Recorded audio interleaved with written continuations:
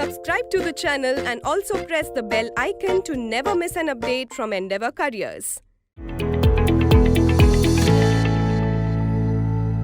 Welcome to Endeavour's monthly GK Capsule for June 2020. This month was dominated by the news of India-China clash at Galwan Valley and death of actor Sushant Singh Rajput by suicide. Let's look at these and other highlights of the month. The first category is awards and recognitions. Renowned Indian-American soil scientist Dr. Ratan Lal has been declared the winner of the prestigious World Food Prize 2020. The World Food Prize was created by Nobel Peace Prize laureate Norman Borlaug in 1986 to recognize scientists and others who have improved the quality and availability of food.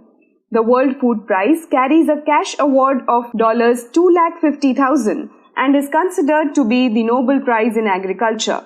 Dr. Ratan Lal is an alumnus of Punjab Agricultural University, Ludhiana. At present, he is a professor of soil science at Ohio State University. He is also the founding director of the university's Carbon Management and Sequestration Center. Dr. Ratan Lal has provided leadership to a range of soil restoration projects in Asia, Africa, and Latin America. Famous writer and thinker Javed Akhtar has become the first Indian to receive the prestigious Richard Dawkins Award for 2020. Javed Akhtar is awarded for his courageous public stands on behalf of atheism, rationality, and free thought. The Richard Dawkins Award is an annual award presented since 2003. The award is named after the British evolutionary biologist Richard Dawkins. Dr. Kiran Majmudar-Shaw was named as Ernst & Young World Entrepreneur of the Year 2020. She was chosen from among 46 award winners from 41 countries. In the award's 20-year history, Kiran becomes the third World Entrepreneur of the Year award winner from India. She follows former Indian world title winners Uday Kotak of Kotak Mahindra Bank, who won in 2014, and Narayana Murthy of Infosys Technologies Limited, who won it in 2005. Dr. Kiran Majmudar-Shaw founded her company Biocon in 1978 with just 2 employees. Today, Biocon has grown to employ more than 11,000 people and has become one of the strongest innovation-driven biotechnology companies in Asia, with revenues of $800 million last year. Biocon is a pioneer in areas like fermentation-based small molecules, human insulin and insulin analogs, novel therapies, and high-end contract research services. Biocon is a world leader in biosimilars and immunosuppressants. The next category is persons in news. The month of June witnessed 4 unfortunate deaths of people belonging to the film industry. These are film director Basu Chatterjee, music director Wajid Khan, and actors Sushant Singh Rajput and Chiranjeevi Sarja. Basu Chatterjee was a legendary film director and writer. Chatterjee's films were known to be largely real life, which dealt with light-hearted stories of middle-class families, often in urban settings. Some of his best works included Piya Ka Ghar, Rajnigandha, Choti Si Baat, Chit Chor, Khatta Meetha, Baaton Baaton Mein, Chameli Ki Shaadi, and Ek Ruka Hua Faisla. He also directed the popular TV series Vyomkesh Bakshi and Rajni for Doordarshan. Music director Wajid Khan, along with his brother Sajid Khan, gave music for movies like Tere Naam, Dabang, Houseful, Rowdy Rathod, etc. Talented Bollywood actor Sushant Singh Rajput and Kannada actor Chiranjeevi both died at a young age of 34 years and 39 years respectively. The next category is places in news. Diesel oil from a huge spill in Russia's Arctic north has polluted a large freshwater lake, and there is a risk it could spread into the Arctic Ocean. Russia has declared a state of emergency after the oil spill. The spill is caused by collapse of fuel storage tank of a power plant in the Russian town of Norilsk. Investigators believe the storage tank collapsed because of melting permafrost, which weakened its supports. So far, about 21,000 tons oil has contaminated the Ambarnaya River and surrounding subsoil. The leaked oil has turned long stretches of the Ambarnaya River crimson red. A somewhat similar incident was also witnessed in India. A massive fire erupted in an oil field in Assam's Tinsukia district on 9th June. The Baghjan oil field was suffering a gas leak since last fortnight. The leaked gas caught fire on 9th June. The fire at Bagjan oil field was so massive that it could be seen from a distance of more than 4 kilometers. It resulted in the death of 2 firefighters, destroyed the farmland and property, and caused massive damage to the environment. Bagjan oil field is situated next to Dibru-Saikhowa National Park, which is a biosphere reserve and home to 36 mammal species including tiger, Gangetic dolphins, and feral horses. According to reports, several fishes, Gangetic river dolphins, and birds have died due to the gas leak and resulting fire. The city of Gairsain has been declared as the summer capital of Uttarakhand.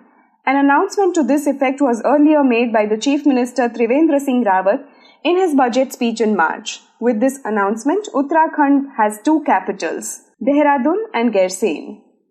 Let us now look at major highlights in the category of national news. Union government has approved significant amendments to the Essential Commodities Act 1955. Amending the Essential Commodities Act was one of the measures announced by the Finance Minister Nirmala Sitharaman during her 20 trillion stimulus package announced last month. The Essential Commodities Act empowers government to impose restrictions on stocking of agricultural produce. Now with the amendment, cereals, pulses, oilseeds, onions and potatoes have been removed from the list of essential commodities. This means that there will be no limit for stocking these items. This will remove fears of private investors of excessive government interference in their business operation. The move is also expected to boost farm income. In his address to the nation on 30th June, Prime Minister Modi announced to extend the Pradhan Mantri Ann Yojana till November end to include festive seasons during Diwali and Chhath Puja. The scheme, which was launched earlier this year, has enabled as many as 80 crore people to get free food rations during the lockdown months. The scheme has now been extended to cover almost the entire year. The Pradhan Mantri Ann Yojana entails the distribution of 5 kgs of wheat or rice and 1 kg of chana to members of poor families every month. The scheme will cost rupees 90,000 crores to the government. If the expenditure of last 3 months is added to it, the total expenditure would come to about rupees 1.5 lakh crores. Prime Minister Modi also repeated his government's resolve to bring One Nation, One Ration Card scheme. The scheme will benefit migrant workers in getting rations from the shops across the country, even outside their own states. Chhattisgarh Chief Minister Bhupesh Baghel announced the launch of Godhan Nyay Yojana in the state. The scheme was launched to promote animal husbandry and making it a profitable practice. Under Godhan Nyay Yojana, the Chhattisgarh government will procure cow dung from dairy owners at a fixed rate. The Yojana has been launched to fix the problem of strays and to benefit the farmers and cattle owners. Chhattisgarh has a tradition of cattle grazing in the open, which harms the cattle as well as the crops of farmers. Besides this, stray animals on roads of cities are the major cause of road accidents. The procured cow dung will be utilized for the production of vermicompost fertilizer, which will then be sold through cooperative societies to meet the fertilizer requirement of the farmers. Let us now look at major highlights in the category of international news.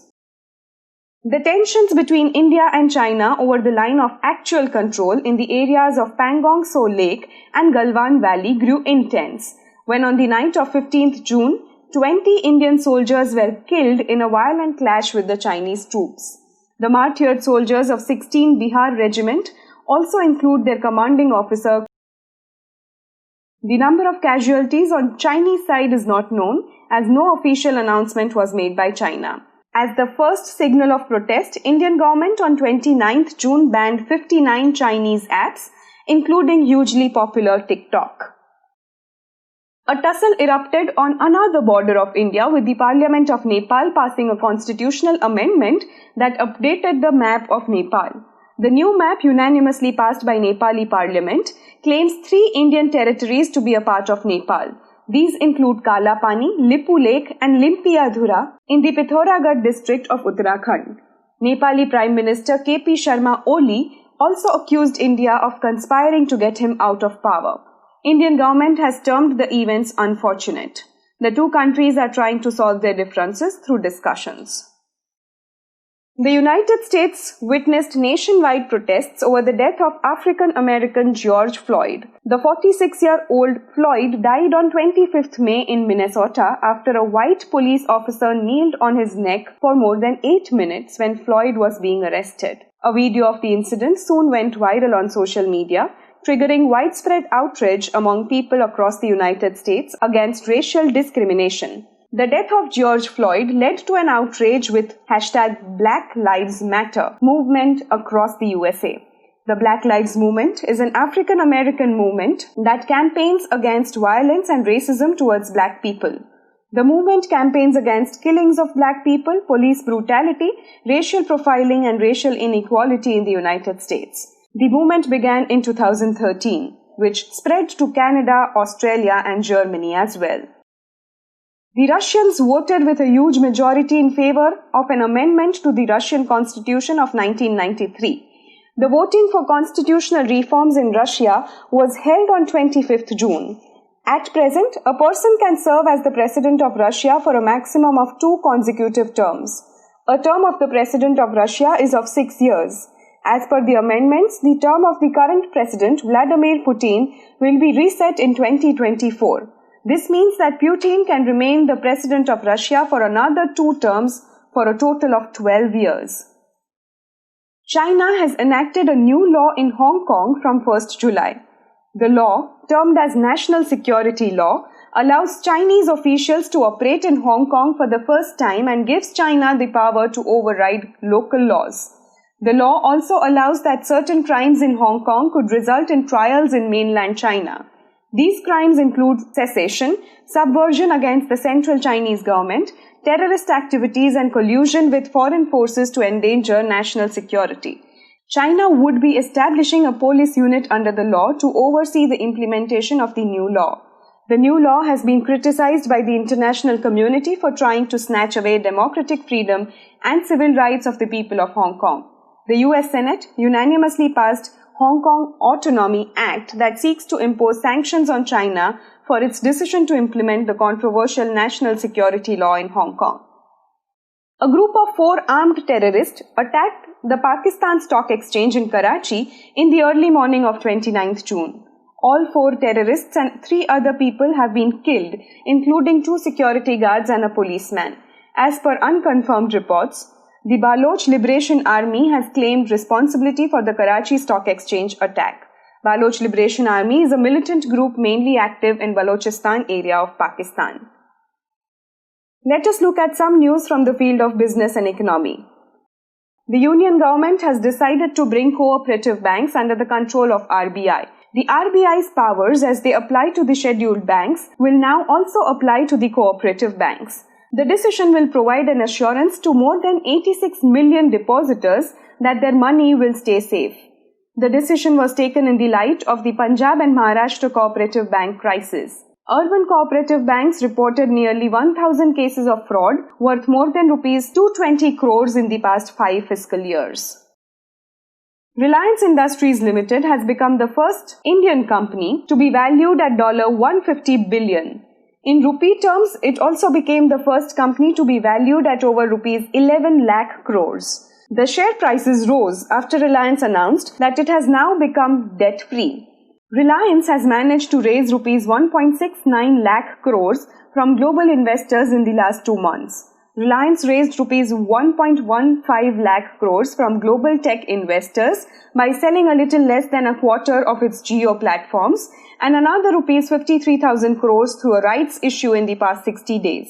With this, Mukesh Ambani has entered into the world's top 10 richest people as per the Forbes Real-Time Billionaires list. Mukesh Ambani, with a net worth of USD 64.5 billion, is currently ranked 9th on the list of world's top billionaires. His net worth has increased by almost 12 times from USD 5.3 billion to USD 64.6 billion within just 2 months. The next category is reports and indices. The Ministry of Human Resource Development has released the National Institutional Framework Ranking 2020 for the educational institutes in India. This is the 4th edition of NIRF ranking. The NIRF ranks institutions in 10 categories, namely engineering, university, management, college, medical, pharmacy, law, dental, and architecture.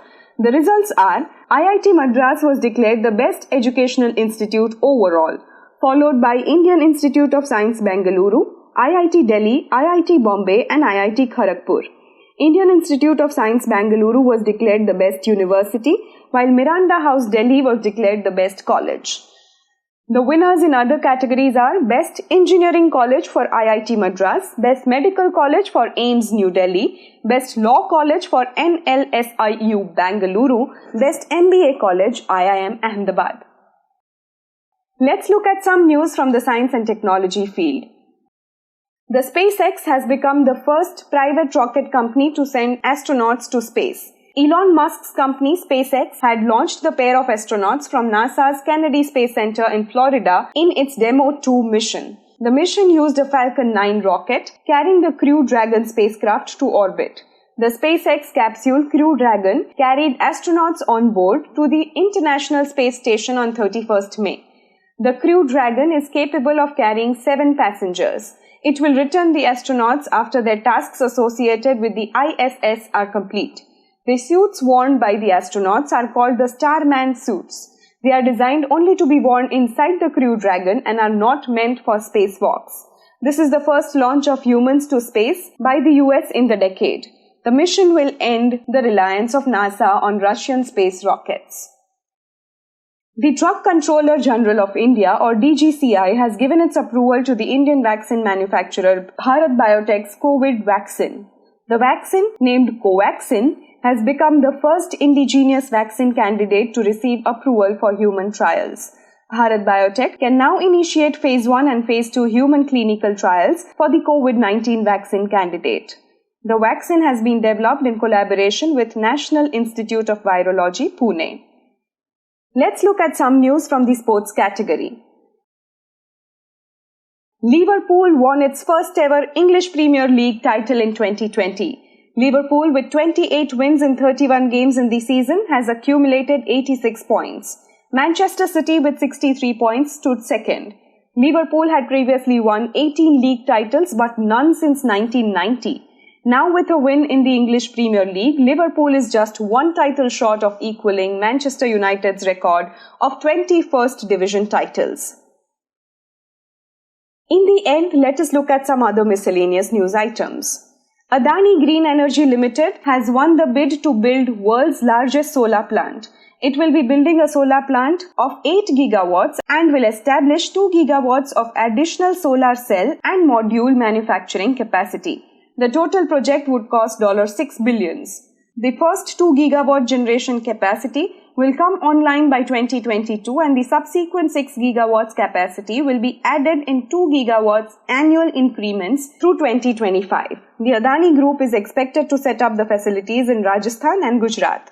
The Rajasthan government has already approved the company's proposal for setting up solar infrastructure at Jaisalmer, Bikaner, Jodhpur, Jalore and Barmer. Kutch is expected to be the preferred location for Gujarat. With this, we have come to the end of this video. We hope you like the coverage of topics in our monthly GK capsules. Do also watch our other videos. Happy learning. Thank you.